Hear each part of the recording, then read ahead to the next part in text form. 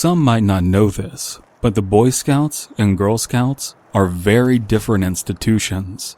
Most don't get a chance to compare and contrast the two. But I did. Here's the deal. I was born with Klinefelter syndrome, XXY Chromosomes. I was raised as a girl until I was about 9 years old, when it became obvious I was more boy than girl.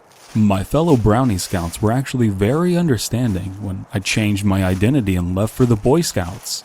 It was startling just how overwhelming the support I received was. The bonds we had made selling cookies, making paper airplanes, playing MASH, and painting a mural on the side of a school lasted long after I left. I figured that the Boy Scouts would be more of the same, just fewer cookies and more knives. I only stayed 1 week. The Eagle Scouts all acted like bullies. We had to hike for like 13 hours at a time, carrying tons of gear. We ate terrible food. I've always been a prissy eater. We played games with BB guns in the woods without eye protection at night. Also, everyone would make fun of each other when they went to pee.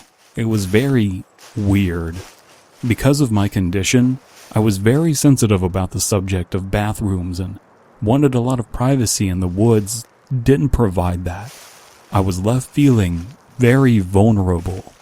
I was very terrified every time I peed. Ultimately, I left when the ceremony to choose a new Eagle Scout happened at the end of my only week at camp. It wasn't announced that this would be happening, and we had to hike in the middle of the night, deep into the forest, led by 2 Eagle Scouts, carrying 2 torches. Now, I didn't know what an Eagle Scout was, I just knew it was a higher level of scout. We came to a clearing in the woods where there was a large bonfire blazing.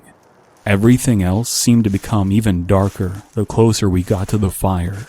I could barely make out the faces with how the fire silhouetted everyone and everything.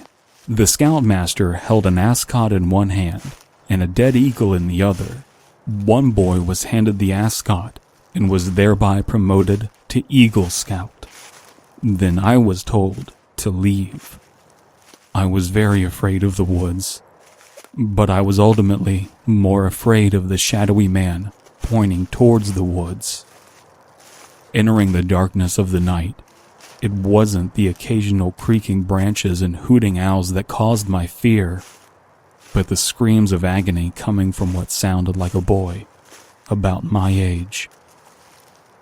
I walked and walked and walked until I passed out, and I woke up in the daylight, at which time I found my way back to the camp. The camp counselor called my parents. They said that what happened was against the rules, that it was a cruel joke played by the older scouts, that no child was hurt.